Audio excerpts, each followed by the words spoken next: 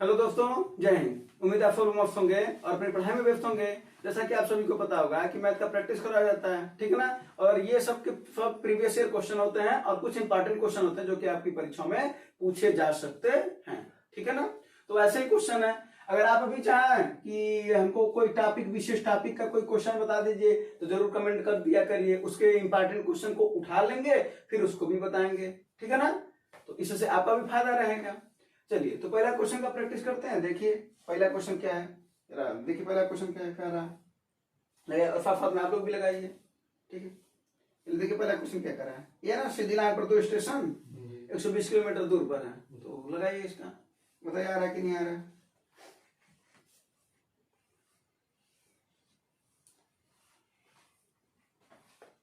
सीधी line पर दो station, मान लेते हैं ए और बी स्टेशन की बात कर रहा है ना। इसके बीच की दूरी कितनी है, 120 किलोमीटर। कितनी? 120 किलोमीटर। जिनको आ रहा है वो लगाए, जिनको नहीं आ रहा ये सवाल जानते हैं। देखिए अभी समझ में आ जाएगा ना तो मात्र 2 लाइन का सवाल है, और नहीं समझ में आएगा तो फिर छोड़ने वाला फल बन जाएगा, है ना। आंसर आ गया होगा जी। हाँ, कितने बजे आया आंसर? 11 बजे। ठीक है, एक लोग का आंसर आ गया, बाकी लोगों का अभी नहीं आया है ना। चलो तो बाकी लोग देख लो भाई, इधर देख लो सवाल, इसके बाद से नहीं आया भूलेगा ये वाला। कह रहा है दो स्टेशन ए और बी जिनके बीच की दूरी कितनी है, 120 किलोमीटर है। स्टेशन ए से 8 बजे चल रही है, कितने बजे से? 8 बजे सुबह, और इधर से कितने बजे चल रही है? 9 बजे। यहाँ तक कोई दिक्कत? ये इधर आ रहा है और ये इधर जा रहा है, यही है ना। दोनों एक दूसरे के विपरीत जा रहा है। अब उसके बाद उसकी चाल दे रखा होगा, देखो कितना दे रखा है, ए की चाल कितना दे रखा है, 20। बी की ओर 20 ए कितना, ए की ओर 30 किलोमीटर की गति से चले, और बी की ओर 20। तो बी की ओर ना, तो इसका मतलब इसकी चाल कितना है, 30 किलोमीटर। हाँ, और इसकी कितनी है, 30 किलोमीटर। हाँ, ये बात ध्यान देना, जी है ना। जी। हाँ, वरना गड़बड़ हो जाएगा। क्या बोल रहा है कि 20 किलोमीटर प्रति घंटा बी की ओर चले जी, और ये कह रहा है 30 किलोमीटर प्रति घंटा ए की ओर चले। क्या तो कोई दिक्कत नहीं, बस सवाल आ गया। तो कहाँ आ गया, एक बार बता भैया, तुम्हें क्या याद करना है? समय बराबर क्या होता है, दूरी बटा 4। चित्र समझ में आया कि नहीं आया फिलहाल तक? आया। चित्र तो समझ में आना। अब एक बात बताओ, जब यहाँ पर एक दूसरे के विपरीत जा रहा है तो जाहिर सी बात है जो चाल है वो सापेक्ष चाल है, हाँ। और सापेक्ष चाल में हमेशा एक चीज बता देना कि समय को बराबर कर लिया जाता है। अब बताओ ये 8 बजे चल रहा है, ये 9 बजे चल रहा है ना। तो इसको 1 घंटा पहले चलवा दो। क्या करो, 1 घंटा चलवा दो, तो जाहिर सी बात है 1 घंटा बाद यहाँ पर कोई पॉइंट सी पर आ गया होगा। अब देखते हैं 1 घंटा में कितना चला है, 20 किलोमीटर प्रति घंटा। प्रति घंटा यानी 1 घंटा में कितना किलोमीटर, यानी 20 ही आ चुका है। तो बचा कितना भैया, 100 बचा। कितना बचा, 100 बचा। यानी दूरी कितनी आ गई, 100 किलो को। समझ में आया बात जी, तो दिक्कत इसमें तो नहीं है ना। यानी बस ऐसे सॉल्व में क्या करते हैं, समय को देखते हैं और जो पहले का समय रहता है उसको उतना देर चलवा देते हैं। जैसे 1 घंटा पहले चला था ना ये, तो 1 घंटा चला होता तो 20 किलोमीटर क्या आता है, 20 माइनस कर देते पूरी की पूरी दूरी। अब सापेक्ष चल गया क्योंकि अब समय बराबर हो गया। 9 बजे इसकी भी बात हो रही है, 9 बजे इसकी भी बात हो रही है ना।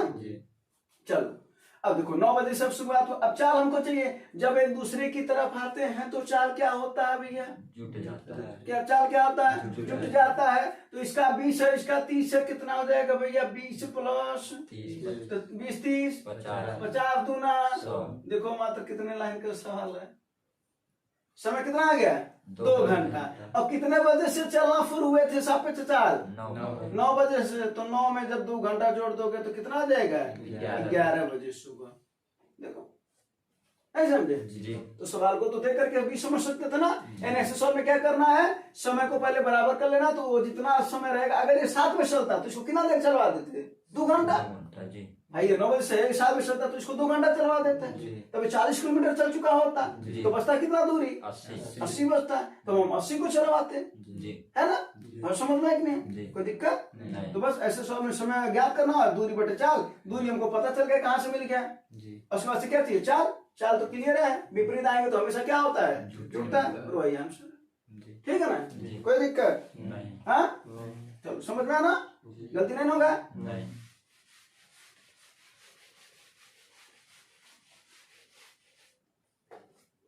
अगला फॉलो का घनाभ का कुल पृष्ठीय क्षेत्रफल ज्ञात करना था, तो घनाभ के बारे में बता देते हैं कुछ, और तब तक जिसको पता है वो बताए। घनाभ का आयतन जिसको नहीं पता वो देख ले, और आज फार्मूला भी लिख लिया करें। घनाभ का आयतन क्या होता है? लंबाई गुणे चौड़ाई गुणे पृष्ठीय क्षेत्र क्या होता है भैया? 2 गुणे LB plus BH plus HL, यही ना? विकर्ण क्या होता है करणी में? L square plus B square plus H square, यही ना? और घनाभ में कहता है जिसकी लंबाई चौड़ाई ऊंचाई तीनों अलग अलग हो, तीनों बराबर नहीं होनी चाहिए, ठीक ना? हाँ, लेकिन कोई दो बराबर हो सकती है, कोई दो बराबर, लेकिन तीनों बराबर नहीं होनी चाहिए। अगर तीनों बराबर हो जाएगा तब वो क्या बन जाता है? घन बन जाता है। क्या बन जाता है? घन बन जाता है, ठीक ना? फिर वहीं से घन का भी फार्मूला निकल जाता है। तो घन का आयतन क्या हो जाता है? जब तीनों बराबर हो जाएंगे तो A का क्यूब हो जाएगा। अगर तीनों को हम A रख लें तो A गुणे A क्यूब हो जाता है, यही ना? पृष्ठीय क्षेत्र जब निकालेंगे ना तो पृष्ठीय क्षेत्र इसका कितना आ जाता है? 6A square. देखो A गुणे A स्क्वायर 3A स्क्वायर, 3 दूना 6A स्क्वायर, और ये कितना हो जाता है? इसका विकर्ण कितना हो जाता है? नोट कर लेना फार्मूला, कितना हो जाएगा ये? A करणी में 3, एक घन का बता दिए हैं, ठीक है? ठीक। अब तुम्हें क्या ज्ञात करना भैया?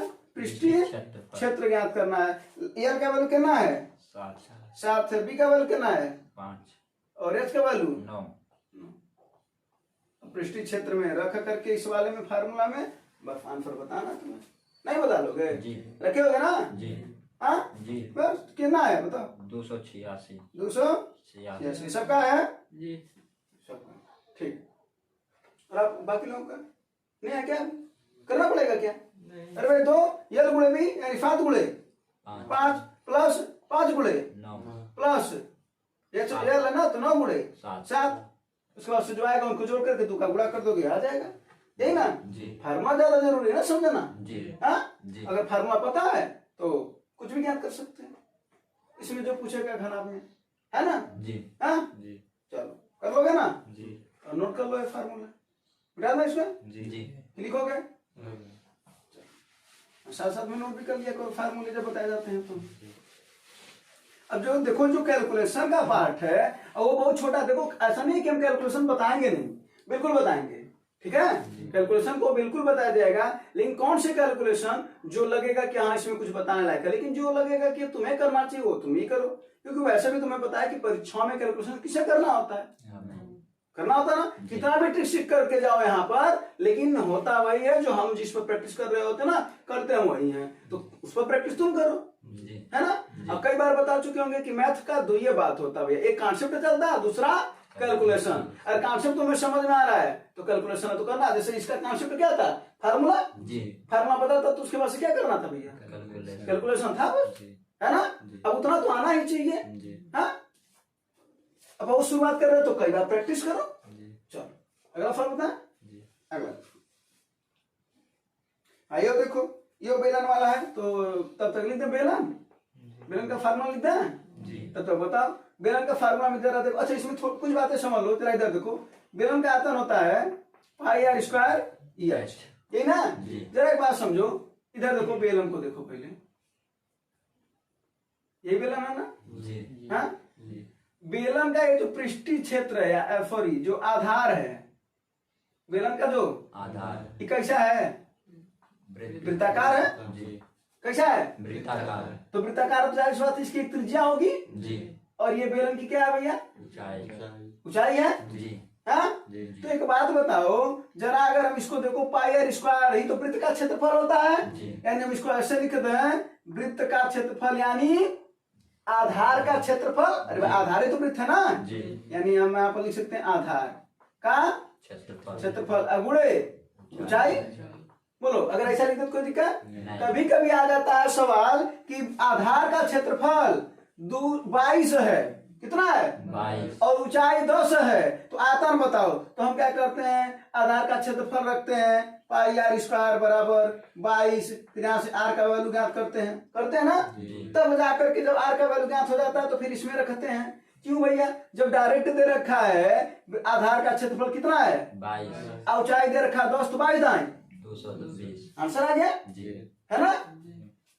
उसके बाद से आता है इसका अगला फार्मूला वक्र पृष्ठ। वक्र पृष्ठ का फार्मूला होता है 2πr/h, यही ना। जी अभी वह बताओ इसकी परिधि वृत्ताकार है कि नहीं है। अरे भाई जब अधरवा वृत्ताकार है तो परिधिया वही ना है। जी तो इसका क्या हो जाएगा जरा देखो, ये क्या है, परिधि तो है, जी। यानी आधार की परिधि। आधार की परिधि का मतलब वृत्त की परिधि परिधि, गुणे H ऊंचाई, जी बोलो। जी यानी अगर आधार की परिधि अगर हमको डायरेक्ट दे रखा है और ऊंचाई दे रखा है तो कहाँ का आर का वैल्यू ज्ञात करेंगे, यहाँ से जी डायरेक्ट रख देंगे। ये सवाल में यही हुआ है ना। जी, देखो जी। वृत्त की कितना दे रखा है, परिधि 2200 2200 और ऊंचाई कितना दे रखा है, 110 हाँ 110 हाँ। लेकिन नहीं कुछ और बातें करा ना, बेलन की ऊंचाई ज्ञात करने के लिए करा ना।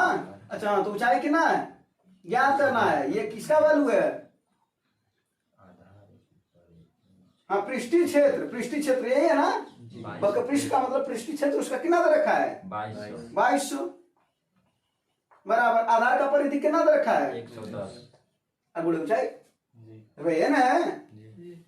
वक्र पृष्ठ पृष्ठीय क्षेत्र है उसका, जी है ना। तो वक्र पृष्ठ बराबर आधार का परिधि गुणे ऊंचाई, यही कितना दे रखा है, 22 आधार की परिधि कितना दे रखा है 110 ऊंचाई पूछ रहा है। काट दो इसको, 11 दूना 22 20 आ गए, 20 सेंटीमीटर ऊंचाई जी आ गया ना। जी अच्छा एक और बता रहा संपूर्ण पृष्ठ।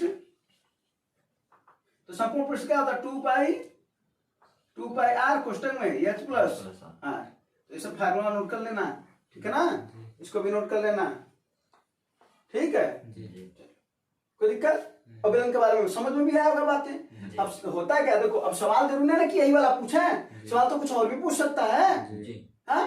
तो सवाल इसकी जगह पर ये आता भी पूछ सकता था, जो कि भी सवाल भी होता है, संपूर्ण प्रश्न पूछ सकता था, है ना। जी कभी कभी देता कहता है कि जरा देखो इधर, ये 2πr क्या होता है भैया, वृत्त का क्षेत्रफल 2πr वृत्त का क्षेत्रफल होता है। अरे 2πr क्या होता है, वृत्त की परिधि होती है। 2πr क्या होता है, वृत्त का परिधि होता है। कभी कभी कह देता है कि वृत्त की परिधि अगर मान लो कहता है वृत्त की परिधि अगर 22 है, चलो 25 कर लेते हैं। वृत्त की परिधि कितनी है 25 और उनकी ऊंचाई और त्रिज्या का योग 5 है। कितना है 5 मान लो सेट करके सवाल दे रखा हो, यानी क्या कहते हैं कि वृत्त की परिधि 25 है और ऊंचाई और त्रिज्या का योग 5 है। तो जरा बताओ संपूर्ण पृष्ठ का क्षेत्रफल क्या होगा 125 बेलन का। तो क्या हो जाएगा भैया, देखो 2πr वृत्त की क्या है परिधि h प्लस r उनका योग है। जी तो इसी का क्या करना है भाई साहब, गुणा आंसर आ जाएगा, जी है ना। तो सवाल पर ध्यान देना, ठीक है। जी कोई दिक्कत, हाँ नहीं फार्मूला नोट कर ही लिए होगे, बेलन के बारे में समझ में भी आ गया होगा, जी हाँ। जी अब जो मैथ वाले स्टूडेंट होते हैं ना, उनको तो ये लगता है कि चलो ठीक है इस चीज को तो हम पहले से भी जानते हैं, लेकिन देखो सवाल का पूछने का कभी कभी तरीका थोड़ा सा चेंज कर देते हैं वो, ठीक ना। बाकी सवाल तो लगा ही लोगे ना, लगाना और जल्दी लगाना दोनों में क्या चाहते हो, जल्दी लगाना, है ना। लेकिन जल्दी कब आएगा, जल्दी कब आ जाएगा, जब हम प्रैक्टिस कई बार करेंगे, है ना। जी चलो तो उसी प्रैक्टिस में अगला क्वेश्चन देखा जाए, है ना। ये वाला सवाल तो आसान हुआ है ना। हाँ लगाओ इसका लगाओ, कितना है 8 घंटा आ गया। हाँ सवाल आसान ही है। कर रहा एक व्यक्ति कितना देर में काम कर रहा है, अगला और अगला, हाँ एलसीएम क्यों निकालते हैं, काम बराबर करेंगे, हाँ। अगर काम बराबर नहीं करेंगे तो पता नहीं चल पाएगा कि किसी की क्षमता ज्यादा है कम है। और जब काम बराबर होता तभी ना पता चलेगा कि क्षमता किसकी ज्यादा है या कम है। इसी वजह से ये निकालते हैं एलसीएम, ठीक ना। और यही पूरा काम होता है। अब इसकी क्षमता निकालेंगे तो क्षमता बराबर क्या होता है, कार्य बट्टा ये ना है कार्य बट्टा। अब पूछ रहा है क्या, तीनों लोग मिल करके कितने दिन में करना है ना, कितने देर में 72 पूरा काम है, ठीक ना। और इनकी क्षमता कितनी है, इसकी क्षमता 2 है, इसका 4 है, इसका 3 है, तो मिला करके कितना है 9 8 यानी 8 घंटे में काम कर लेंगे। बोलो समय याद करना ना, समय बराबर क्या होता है कार्य बटा क्षमता। तो कार्य बटा क्षमता कर दीजिए, जबरदस्ती नहीं कर रहे हैं। ये तो आसान सवाल होगा, कोई दिक्कत, हाँ। इसके गला वाला फल लगाओ, चुनाव वाला फल है ना, हाँ चुनाव वाला फल इसमें 5 राज्यों में चुनाव भी चल रहे हैं, पता है ना? जी हाँ, करंट अफेयर्स की चीजें सब तैयार करते रहना, ठीक है? जी हाँ चलो, करंट अफेयर्स के लिए तो गौरव से पढ़ाते ही हैं सवेरे सवेरे सुबह 6 बजे से, है ना? हाँ, चकला फकला कर लेना चाहिए। देखो, जहां से तुम्हें पढ़ाई अच्छी लगे, ठीक है, चाहे वो ऑफलाइन मेथड हो चाहे वो ऑनलाइन मेथड हो, वहां से तुम्हें क्या करना चाहिए? ले लेना चाहिए। जो ज्ञान मिले वहां से ले लो, लेकिन तुम्हारे लिए ये नहीं, वरना ज्ञान तो बहुत ज्यादा है, लेकिन जो तुम्हारी परीक्षाओं में काम करे वो ज्ञान ले लेना चाहिए। तो करंट का गौरव सर का क्लास लेता है ना? नहीं यार,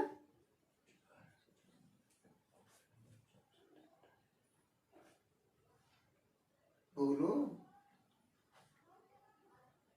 चलो देखो, इतना समय लगा रहे हो, इधर देखो। देखो क्वेश्चन क्या है। एक चुनाव में एक उम्मीदवार डाले गए मतों का 42% प्राप्त करता है, लेकिन 1400 अवैध मतों के कारण अपने एकमात्र प्रतिद्वंदी से 3080 यानी 3080 मतों से हार जाता है, यही ना? यानी जो 42% वो पाया कौन है? हारने वाला। इधर देखो, यानी कुल कितना वोट होता है? 100%। बोलो, हारने वाला कितना पाया? 42। हारने वाला कितना पाया भैया? 42। तो जीतने वाला कितना पाया होगा? 52, 58। कितना पाया होगा? 58, है ना? ये जीतने वाला पाया होगा। अरे भाई, 100 में से 42 को माइनस करोगे तो 58 तो जीतने वाला पाया होगा। अब देखो, अरे भाई इतना समय नहीं लगाने वाला सवाल है ये, जरा समझने वाला सवाल है। देखो, ये 100% टोटल वोट था, 42% हारने वाला पाया, 58%। ये मान के चलो कि 1400 मत अवैध जो कह रहा है वो नहीं थे, मान लो कि 1400 जो वोट है अवैध वाला वो अभी फिलहाल में नहीं, मान लो। तो ये बताओ, जीतने वाला 58 पाया, हारने वाला 42 पाया है, तो क्या करोगे? 58 में से 42 का अंतर ही किसके बराबर दे रखा है? 3080। ये बात समझ में आई कि नहीं है? नहीं आया तो बताते हैं फिर से। 3080 अंतर उनका अंतर है, कौन ज्यादा पाया होगा? अंतर का मतलब ज्यादा और कम वाले का अंतर ना।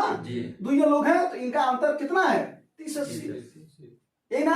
लेकिन 1400 मत भी क्या है? उसमें अवैध है। अवैध का मतलब पड़ा तो है ना, पड़ा तो है, लेकिन क्या हुआ? 2 जगह मोहर लग गया होगा, 3 जगह, दुइया लोग हैं तो दुइया जगह लगेगा ना, 2 जगह मोहर लग गया होगा, या फट गया होगा, कुछ हुआ होगा, यानी इनवैलिड हो गया। तो वो किस में से निकलेगा? इन्हीं लोगों में से 1400 को निकालोगे। किन लोगों की बतिया समझ में बताओ?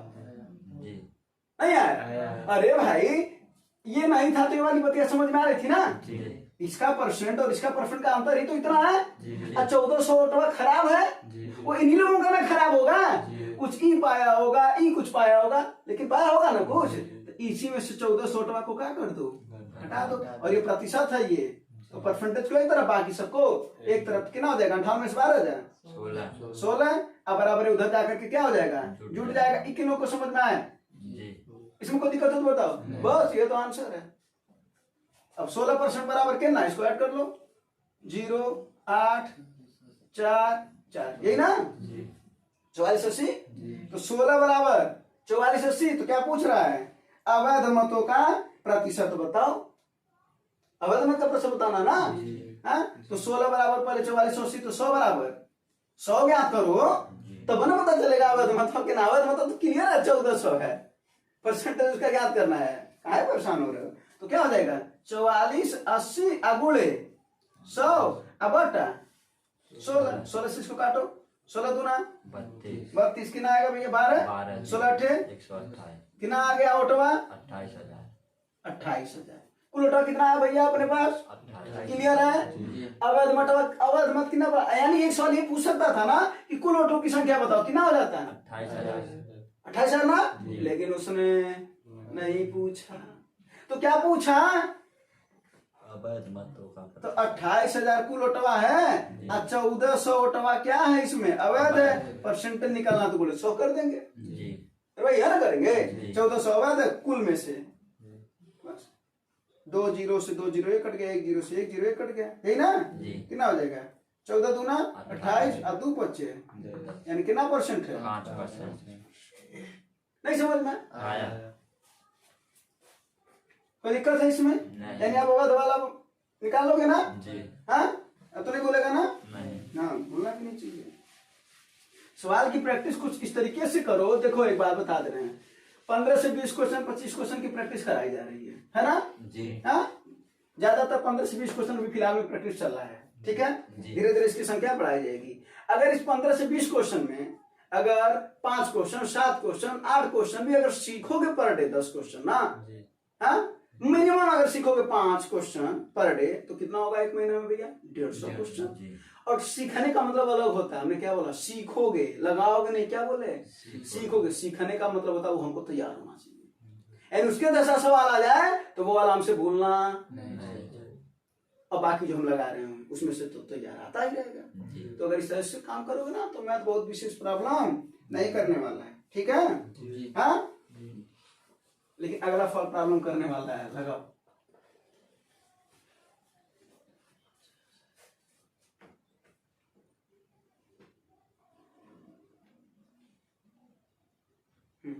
लगाओ।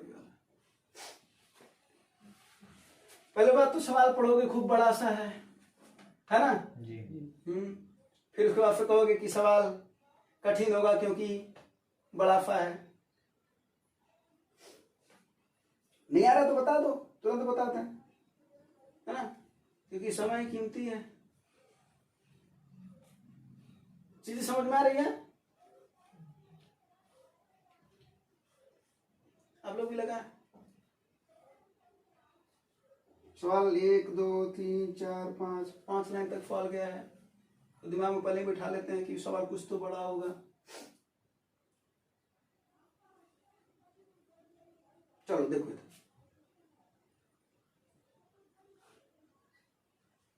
चलो देखो इधर देखो। चलो क्या बात करें, सवाल पढ़ते हैं। एक व्यक्ति ने 50,000 रुपया 10% वार्षिक चक्रवृद्धि ब्याज की दर से उधार लिया। 10% का चक्रवृद्धि ब्याज उसका चल रहा है ना?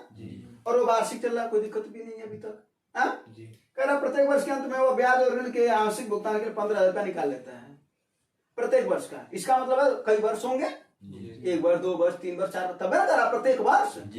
हाँ, यानी हर सलिया में, सुनो इधर सवाल समझो, 50,000 पर 10% का ब्याज चल रहा है और जो ब्याज मिल रहा है उससे 15,000 रुपया निकाल लेना है। फिर कुछ बचेगा, फिर उसपर ब्याज चढ़ेगा, फिर 15,000 रुपया, फिर कुछ बचेगा, फिर उस पर 15% ब्याज 10% ब्याज चढ़ेगा, फिर उसमें 15,000। ऐसे वो हो रहा है। बात समझ में आई कि नहीं आया? नहीं आया बात समझ में? तो देखते हैं कितनी बार ऐसा हो रहा है। तो कितनी बार हो रहा है जरा देखो, करा ऐसी 3 किस्तों के बाद, यानी 3 बार हो रहा। आओ समझते, सवाल आसान है। यानी कितना है तुम्हारे पास भैया? 10% ब्याज मिलेगा, कितना हो जाएगा तुम्हारे पास? हो ना जाएगा। 10% का ब्याज मिलेगा तो कितना हो जाएगा? 110। इसको सॉल्व कर लो, कितना हो जाएगा भैया? 11 5 55,000। ये पहला काम हुआ। अब उसके बाद से इसमें से क्या करेगा वो? 15,000 कितना बचा? 40,000। ये बात समझ में आया कि नहीं आया? 15,000 निकाल दिया ना, 40,000 बचा यहाँ पर। अब 40,000 को फिर हम क्या करेंगे? फिर 10% का ब्याज लगाएंगे ना, तो फिर कितना हो जाएगा ये? फिर 110 बटा 0000 कट गया। इस बार कितना हो गया भैया? 44,000। फिर क्या करेंगे? अभी एक बार निकाले है ना इसमें से, अभी एक बार हुआ ना, फिर 15,000 निकाल लेंगे। फिर कितना बचा भैया अपने पास? 29,000। 3 बार ऐसा किया जा रहा है। समझ में आ जाएगा सवाल? कोई दिक्कत है? फिर 29,000 में से क्या करेंगे? 29,000 का फिर 110%। बोलो 00 से 00, यही ना? 2 जीरो है तो 2 जीरो लगा दो। अब इसके बाद 11 9 हाथ में 9 आया, 11 दूना 22 9 31,000। इसमें से भी क्या किया वो? 15,000 एक बार यहाँ निकाला था, एक बार यहाँ निकाला, एक बार और 15,000 निकालेगा तो कितना बचेगा भैया?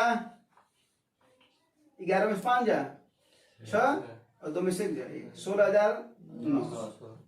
16,000। इससे बात हो रहा है? 3 बार ना, तो इसका आंसर कितना हो जाएगा?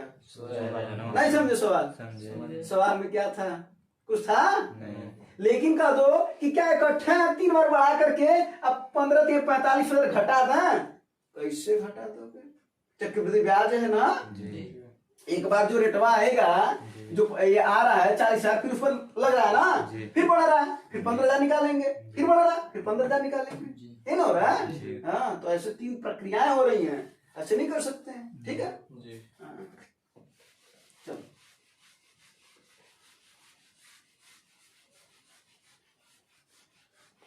सवाल का लेवल भी ठीक ठाक है ना? हाँ हाँ। तो आप लोग भी जरूर बताया करिए कि किस चैप्टर से क्वेश्चन उठाया जाए, कमेंट में जरूर बताया करिए कि किस चैप्टर का क्वेश्चन उठाया जाए। तो उस चैप्टर में हम जाएंगे, क्वेश्चन को देखेंगे, जो अच्छे क्वेश्चन होंगे वो आपके सामने लाएंगे, इससे फायदा आपका होगा ना? तो ये जरूर करा करिए, ठीक है ना। चलिए अगला क्वेश्चन आप देखिए, अगला क्वेश्चन ग्राफ वाला क्वेश्चन है, ठीक है। अब ऐसे क्वेश्चन को, ग्राफ वाले को क्वेश्चन को देख करके ना आप लोग तुरंत छोड़ देते हैं, यार ये तो कुछ अजीब टाइप का दे रखा है, क्या कर रहे हैं। कौन वाले लोग छोड़ते हैं? मैथ वाले तो थोड़ा सा लगा भी लेते हैं, जो मैथ बैकग्राउंड के नहीं होते हैं, यानी 11th 12th में नहीं पढ़ते, वो तुरंत छोड़ देते हैं, जबकि छोड़ने वाला फल है ही नहीं, आंसर आ गया होगा, है ना। क्या कर रहा है? अच्छे सवाल में क्या बोले थे, पहले क्या करना है? ग्राफ देखना है? बिल्कुल नहीं। क्या पूछ रहा है उसे देखना है। क्या पूछ रहा है? लोगों की कुल संख्या के कितने % लोग काला रंग पसंद करते हैं, दे रखा ना। तो पहले तो लोगों की संख्या निकालो। लोगों की संख्या देखो, सब तीर पर मार्क कर रखा। पहले देखो 8 है ना, लाल पर 8 है ना, फिर हरा पर 2 है, सबको जोड़ो, कितना आया? वो 50। कितना आ रहा है? 50। अरे भाई सबको मार्क जो है ना, वो उसको ऐड करोगे ना, कैलकुलेटर का तो यूज नहीं कर रहे हो ना। हाँ, जोड़ करके बताया करो, ठीक है। मारेंगे तो 50 हो गया ये। उसके बाद से क्या कर रहा है? लोग काला रंग पसंद करते। काला कहाँ है भैया? 10। काले के ऊपर देखो कितना है?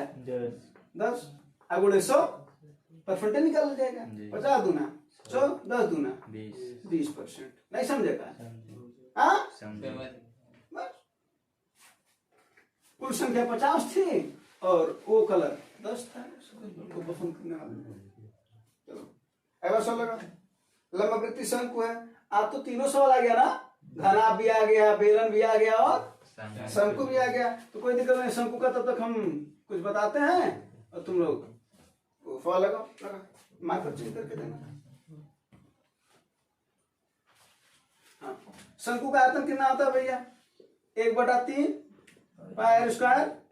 अच्छा, शंकु का भी अगर देखा जाए तो इसका जो आधार होता है वो वृत्ताकार होता है ना। इधर देखो, यही तो है पाई आर स्क्वायर, है कि नहीं है? हाँ हाँ, तो कभी कभी सीधा दे देता है वृत्त का क्षेत्रफल, यानी आधार की क्षेत्रफल इतना है, ऊंचाई दे दे तो आयतन पूछे तो आर का वैल्यू काहे का अलग से ज्ञात करेंगे, डायरेक्ट इसी में रख करके कर लेंगे, है ना। वक्र पृष्ठ इसका कितना होता है भैया? पाई आर यल। संपूर्ण पृष्ठ इसका कितना होता है? पाई आर कोष्टक यल प्लस आर। और एक चीज और बता दें, इसमें देखो एक तो आर होता है और यहाँ पर क्या होता है? यच होता है, और ये तिरछी ऊंचाई होती है ना। तो अगर इसको देखा जाए तो भैया ये समकोण त्रिभुज बन रहा है कि नहीं बन रहा है?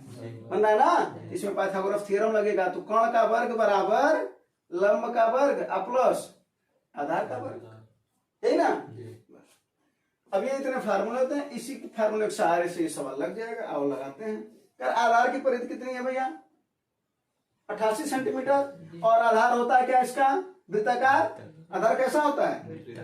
वृत्ताकार। तो वृत्त की परिधि दे रखा है, कितना दे रखा है?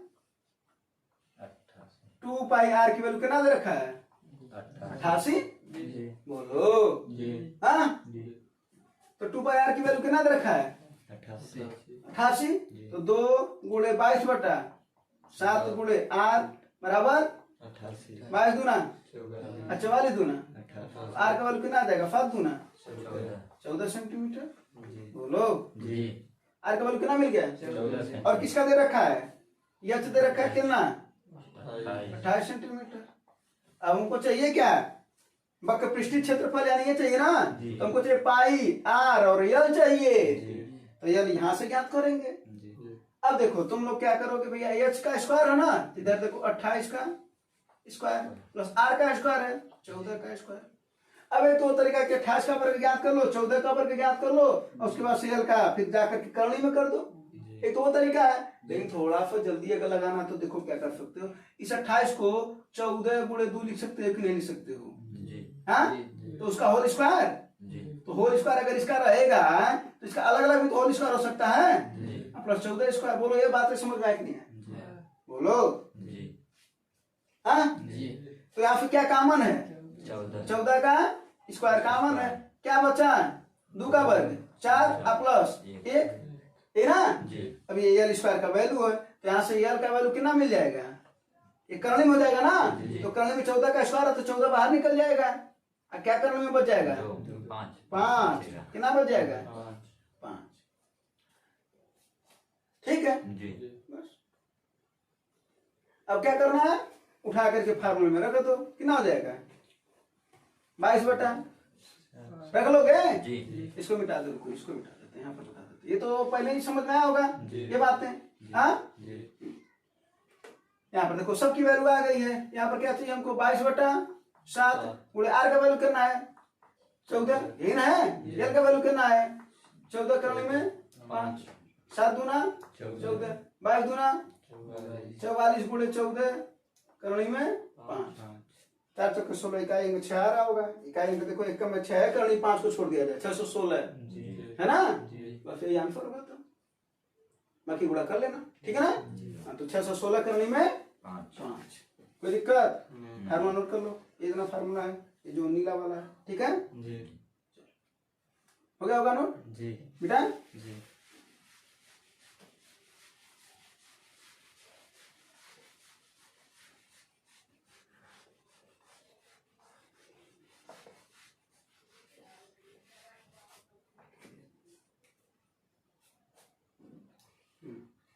अगला फल, अगला फल ये रहा। अगला फल लगा, एक व्यक्ति ने 80 रुपए पेन की दर से, क्या है, 80 रुपए प्रति पेन की दर से 80 पेन खरीदा। ऐसा सवाल एक दिन बताए थे, ठीक है। हाँ, ऐसा सवाल बताए थे एक दिन।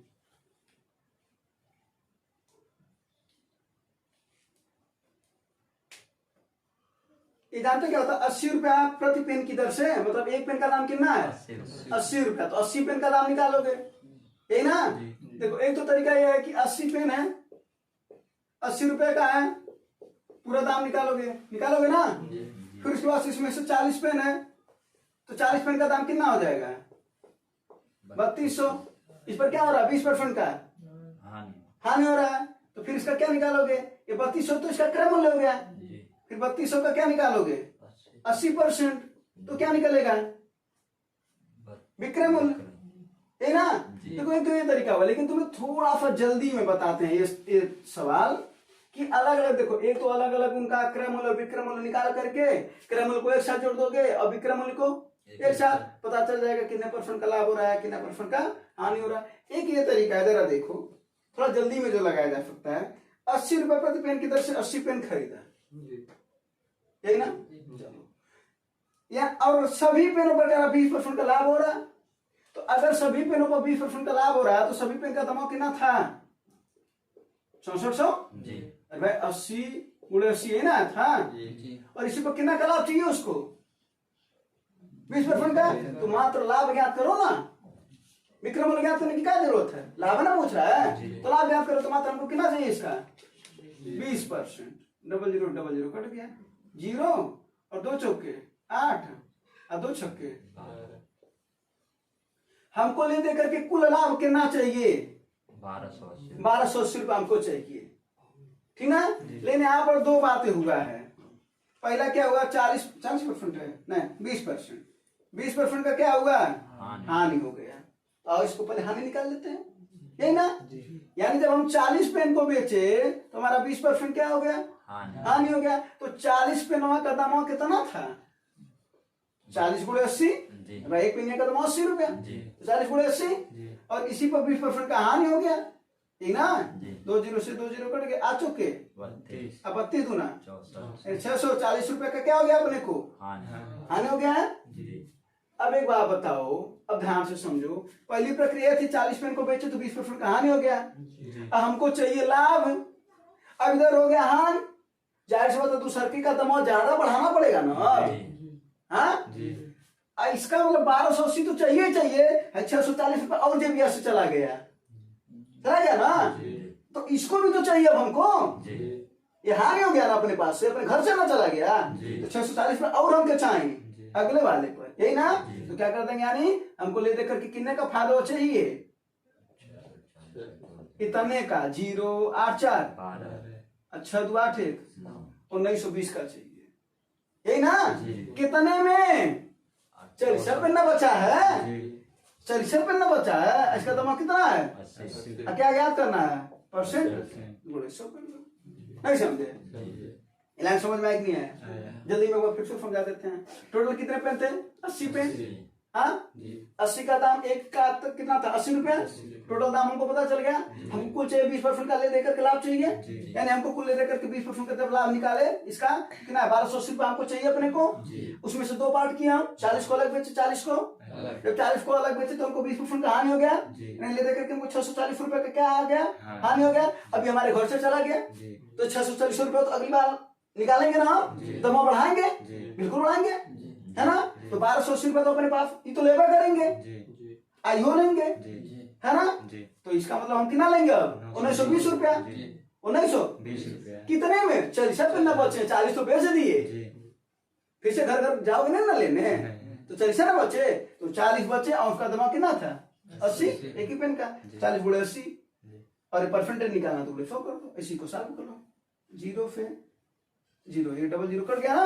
हाँ, इसको काटो, 8 दूना 16, कितना बचा, 3 8 चौके 32, फिर 4 छक्के 24, यानी कितना परसेंट आया, 60%। जाहिर सी बात हम बोले ना, दमा बहुत ज्यादा बढ़ाना पड़ेगा। हाँ, क्योंकि उसको हानि हो गया, समझ में आया नहीं आया। तो यहाँ पर विक्रय मूल्य निकालने की जरूरत, यानी ऐसे सवाल में कभी भी जब देगा और लाभ की बात कर रहा हो अंत में कि हमको लाभ बताओ बस कितना है, यानी एक पर लाभ या हानि हो जाए और कुल दे रखा हो, तो तुम्हें क्या करना भाई कि लाभ पर बात करो, कि उसके हानि पर बात करो, ठीक है ना। विक्रय मूल्य नहीं निकालना, वरना कुछ समय लग जाएगा, ठीक है। ऐसा नहीं कि उससे आएगा, नहीं आएगा, उससे भी आएगा, ठीक ना।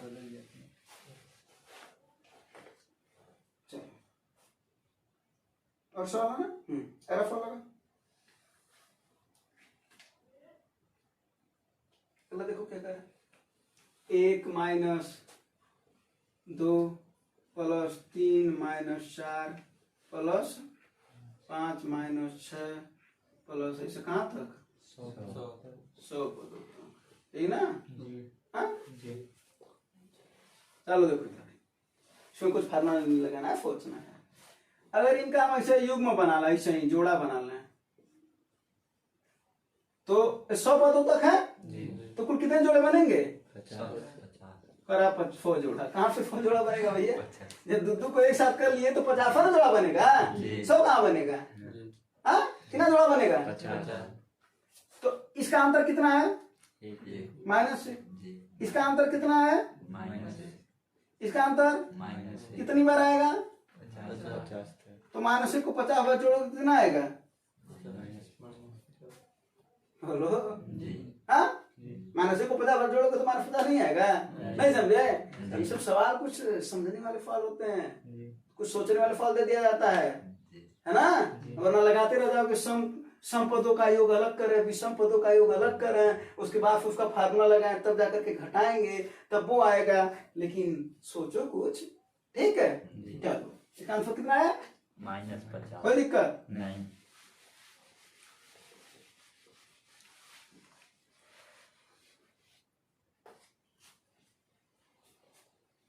अगला होता, अगला फल तो आसान है। 700 रुपए का एक गेट खरीद देता है और इसको 20% और 40% का 2 छूट देता है, तो गेट का विक्रय मूल्य बताओ। ये तो कोई दिक्कत नहीं है ना। हमको एसपी ज्ञात करना, तो क्या होता है भैया, हाँ, मार्केट प्राइस पर ही तो छूट मिलता है हमको।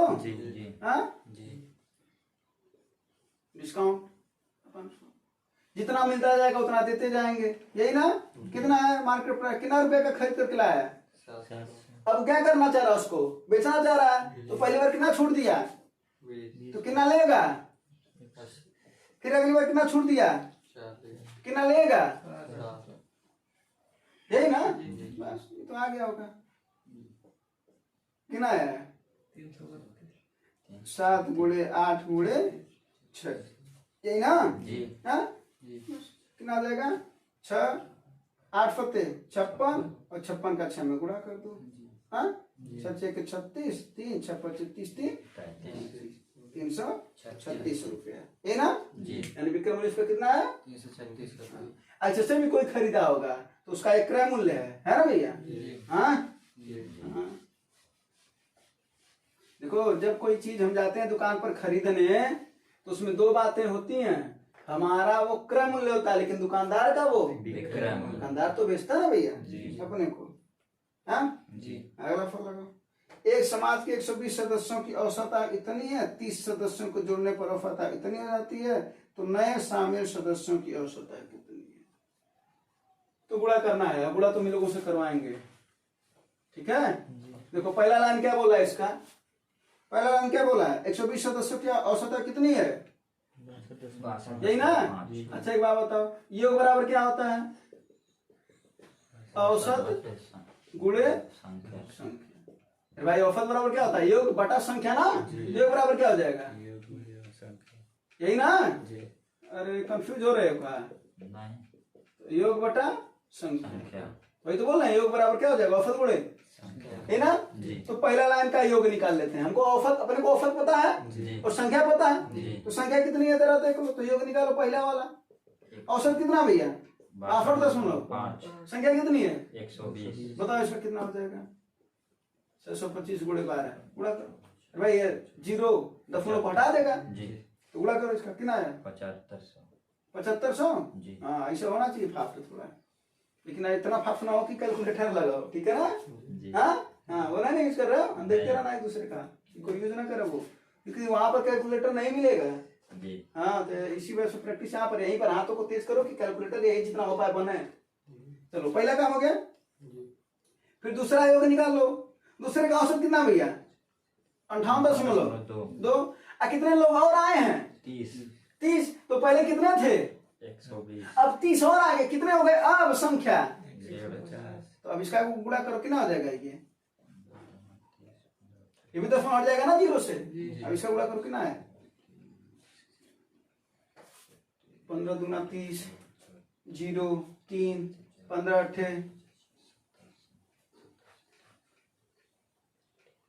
120 और 3 123, 12 बचा ना? 15 5 75 12 87। फटाफट होगा। हाँ, अब एक बात बताओ, पहले का जब 120 लोग थे तो उनका इतना आया औसत वर्ग, यानी कुल का योग आया, जितने व्यक्ति थे उनका योग आया है, इतने वर्ष के हैं वो लोग मिला जुला करके, और ये 150 वालों का आया है ना? तो इसमें से इसको माइनस कर दो तो कितने लोग आ जाएगा? 30 लोग आ जाएगा ना? हाँ, करो तो 8730 में से 75 घटाओ, कितना आएगा? 1230। अरे 1230 कितने लोगों का है? ये योग पता चला। हमको क्या ज्ञान करना? औसत। तो औसत और क्या होता है? योग बटा ये 1230 योग ही तो है 30 लोगों का। अरे भाई यहाँ पर 150 लोग हैं, यहाँ पर 120 लोग हैं, तो 150 वाले का 120 वाले में से घटाएंगे तो 30 वालों का ना बचेगा योग। हाँ, तो 30 का योग आ गया। कितने लोगों में बांटना है? यही 30 लोगों में, क्योंकि नए 30 ना शामिल हुए हैं। तो बोल रहा है इन्हीं का औसत बताओ। 0 से 0 कट गया, 3 चौके 12, 3 एक 3, यानी 41 वर्ष का औसत आयु है ना? हाँ, समझ में आया हुआ ये बात है? हाँ, और भी सवाल अभी समय तो अभी है ना? हाँ, चलो अगला फल लगा, थोड़ा जल्दी लगाते हैं। राहुल अपने आय का कुछ भाग खर्च करता है और शेष भाग बचाता है। व्यय और बचत का अनुपात इतना है। आय बराबर क्या होता है भैया? व्यय प्लस बचत, यही ना? व्यय तुम कमा रहे हो, अगर तुम कह रहे हो कि 5 रुपया तुम खर्च कर रहे हो, 10 रुपया बचा रहे हो, कितना रुपया कमा रहे हो? 15 रुपया जोड़ दिए ना? तो हम वही कमा किए, व्यय और बचत को जोड़ दिए। अब क्या दे रखा है? व्यय और बचत का अनुपात, व्यय और बचत कितना है? 5 और 4। तो आय कितना हो जाएगा? 9, यही ना? अरे भाई व्यय प्लस बचत यानी 5 4 9 तो 9 x बराबर, अरे भाई इसको x मान लो तो ये 5x हो जाएगा जी। और ये कितना हो जाएगा 4x। हाँ जी। तो 9x का वैल्यू कितना दे रखा है, 36,000 ये तो देख करके लगाने वाला फल था ना। जी। हाँ जी। भाई आई तो दे रखा है 36,000 जी। बोलो। जी। तो 9x की वैल्यू कितना दे रखा है 36,000 9 से काट दो तो x की वैल्यू कितने आ गए भैया, 4,000 क्या पूछ रहा है व्यय व्यय, जी। व्यय कितना है 5 तो 5x है ना जी। तो 5 के 20 कितना है आंसर 20,000 2 लाख नहीं हो गया। नहीं ना पता चला कि जिन्हें कमाने रहा उससे ज्यादा बचा है, कैसे हो सकता है। हाँ जी। पास वाला है क्या। नहीं हाँ। अगर बचत पूछता तो 4 चौके 16,000 यही ना। जी। हाँ जी।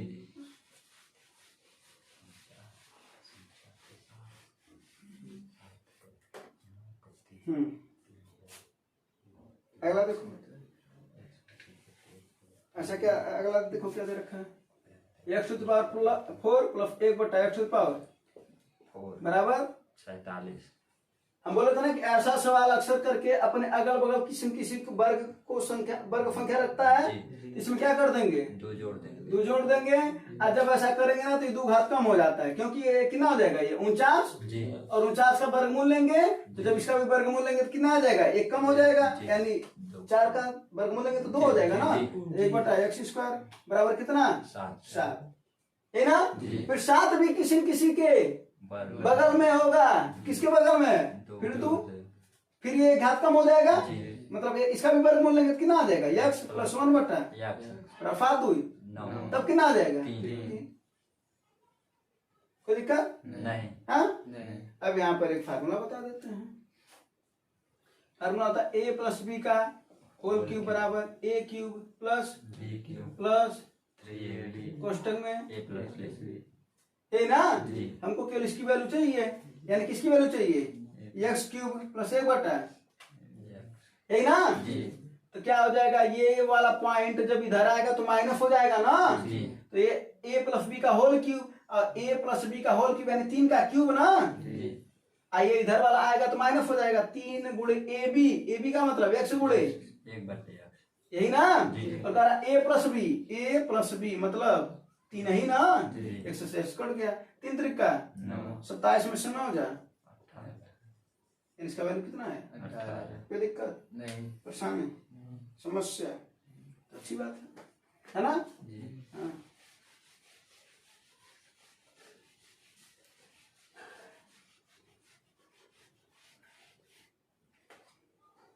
अगला फल देखो क्या है 20 व्यक्तियों का औसत वजन 60 है, नया व्यक्ति आ जाता है। बोले थे ना ऐसे सवाल में क्या करना है ध्यान देना है, नया बराबर मूल प्लस परिवर्तन। मूल कितना भैया अपने पास 60, मूल कितना है। अब परिवर्तन में धनात्मक भी परिवर्तन हो सकता है और ऋणात्मक भी हो सकता है। देखो क्या हुआ है 21 व्यक्ति, जब एक व्यक्ति और आ गया तो 20 कितना हो गए 21 हो गए और उसका औसत वजन कितना हो गया 59। अब बताओ 60 से 59 हो गया, ये कम हुआ कि नहीं हुआ। कितनी बार कम हुआ 21 लोगों में न कम हुआ, 21 लोग ना है 21 लोगों में न कम हुआ तो -1 का परिवर्तन हुआ कितने लोगों में 21 लोगों में। बस क्या हो जाएगा 60 माइनस 21 इक्वल टू 39 वर्ष है ना। है ना। अरे भाई जो 1 का परिवर्तन हुआ कितने लोगों में होगा 21 लोगों में ना होगा। बस यानी आने वाला 39 था और आने वाला अगर 39 ना रहता तो घटता क्या, आने वाला कम ही तो है ना, तभी तो उसका औसत घट गया है। अगर यो ज्यादा रहता आने वाला तो औसत क्या होता है बढ़ जाता है ना। अगला ये वाला देखो, ऐसे सवाल तो बहुत ज्यादा पूछे जाते हैं ठीक है ना। ये सब तो सवाल देख करके आंसर लगाने वाला है। कह रहा के प्लस 1 बटा के -2 ना, तो इसको उधर कर दें -2 बराबर 0 तो माइनस को उधर पे देंगे तो प्लस हो जाएगा। अब कभी भी अगर के प्लस 1 बाई के का वैल्यू अगर 2 है तो के का वैल्यू कितना होता है 1 होता है। कितना होता है या अगर यही पर सवाल एक और दे देता के प्लस 1 बटा के का वैल्यू अगर दे देता -2, यहाँ पर के का वैल्यू हमेशा हम कितना रखते -1 और ऐसे नहीं आता है, ठीक है ना। ये जानते हो अगर इसको हम सॉल्व कर रहे हैं तो देखो क्या हो जाएगा, के का के में गुणा होगा के स्क्वायर आ प्लस 1 और ये बटा के ना, तो उधर जाएगा कितना हो जाएगा 2k, इसको इधर कर दो क्या हो जाएगा के स्क्वायर माइनस 2k प्लस 1 बराबर 0 ये क्या है के माइनस 1 का होल स्क्वायर है, A square plus B square minus 2ab, तो के माइनस 1 बराबर 0, तो के बराबर 1 अब समझे कहा एक रखते हैं, जी रीजन से रखते हैं, जबरदस्ती नहीं। तो के का वैल्यू जब कभी भी ऐसा दिया रहेगा तो के का वैल्यू हमेशा कितना मानोगे, 1 मानोगे, कितना मानोगे 1। इस बात को ध्यान दिए। हाँ तो अब क्या पूछ रहा है, के पर 17 प्लस 1 बटा के पर 12, उसे कोई मतलब नहीं है, के पर 17 यानी के का वैल्यू कितना 1, 1 पर 17 इक्कन होगा, और 1 पर 12 इक्कन होगा, 1 बटा 1 इक्कन होगा, इसका वैल्यू कितना होगा 2, 1 और 1 2, ठीक ना, कोई दिक्कत नहीं, ठीक है। जी अगर यही वाला सवाल देख करके अगर ऐसे कर देता है, बताओ 3k square plus 2k plus 1 का वैल्यू कितना होगा, कोई दिक्कत नहीं, एक का वैल्यू कितना है 1, तो 3 गुणे 1 का स्क्वायर प्लस 2 गुणे 1 प्लस 1, ये तो इक्कन होगा, 3 धन 2 धन 1 3 2 5 1 सवाल कुछ भी दे सकता है, ठीक ना। और क्या देता है यहीं पर के पर 3 माइनस 1 बटा के पर 3 का वैल्यू बताओ, तो भैया के का वैल्यू कितना है 1 माइनस 1 बटा 1 में से 1 जाए 0 तो इसका वैल्यू कितना हो जाता है, जी तो सवाल ये तो पूछ सकता है। जी बस इतना ध्यान देना कि जब k प्लस 1 बाई के बराबर 2 रहेगा तो k का वैल्यू 1 रखना है, और k प्लस 1 बाई के बराबर अगर माइनस 2 रहेगा तो k का वैल्यू माइनस 1 रखना है। अब कुछ और आएगा तो उसको किसी और तरीके लगा दिया जाएगा, जी हर चीज एक ही तरीके से तो नहीं लग सकती। हाँ हाँ इसको नोट कर लेना, ठीक है। हाँ